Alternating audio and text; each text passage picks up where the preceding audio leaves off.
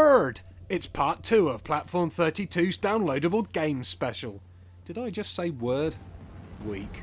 Stay tuned though, part 3 is coming up later. What do you get when you cross angry terrorists, a gigantic future ship, some underwater explosions, mash them all together into a game, and then cut it into thirds? That's right, you get Hydrophobia.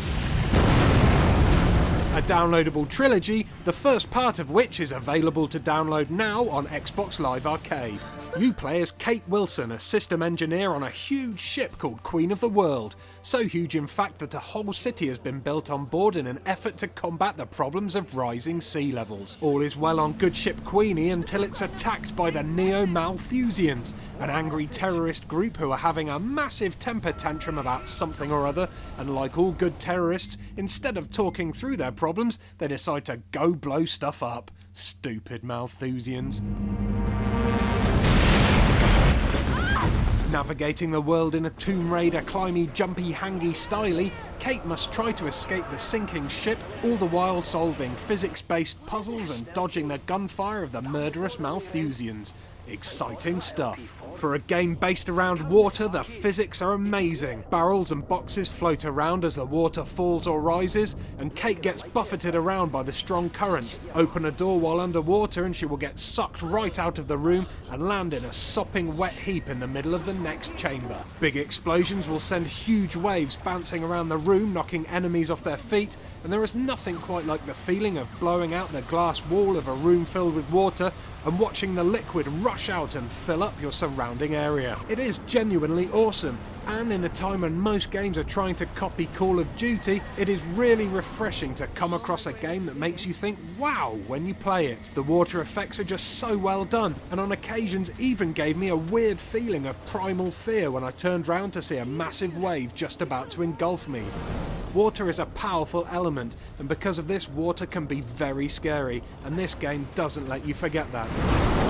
The action-adventure style gameplay is reminiscent of Uncharted, Drake's Fortune, and the previously mentioned Tomb Raider, and while fun, it does have a few downfalls, one of which is the control system. It can get very complicated when having to swap between different menus and handheld devices as you search for a way out of the ship, and it gets frankly annoying when you are confronted by enemies as the combat controls feel really clunky and awkward, coupled with an annoying cover system that only seems to want to work when it's ready and not when you want it to, and you are in for some pretty frustrating battles, especially if you play on a higher difficulty level. Another gripe about the game has to be the character Scoot, Kate's boss who helps her on her mission by giving her hints over the radio. This character has literally the worst Scottish accent ever, and his dialogue is full of stereotypical Scottish phrases, each one more grating than the last. At one point he screamed at me to "Get out of there!" and I nearly turned the game off. The party of the century is happening on your doorstep, and you're staying at home? I won't be surprised if in a later episode we come across a zoo on the Queen of the World, just so Scoot has an excuse to say, "There's a noose loose about this hoose."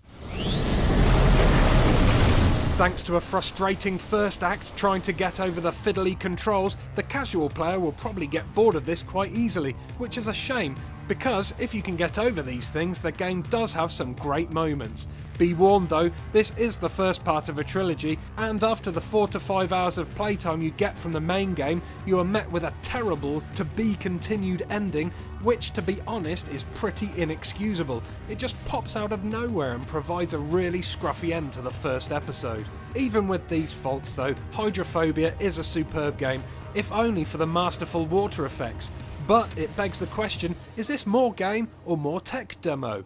You decide. If the thought of owning Hydrophobia is making your mouth water, it's yours to download from the XBLA for 1,200 Microsoft points.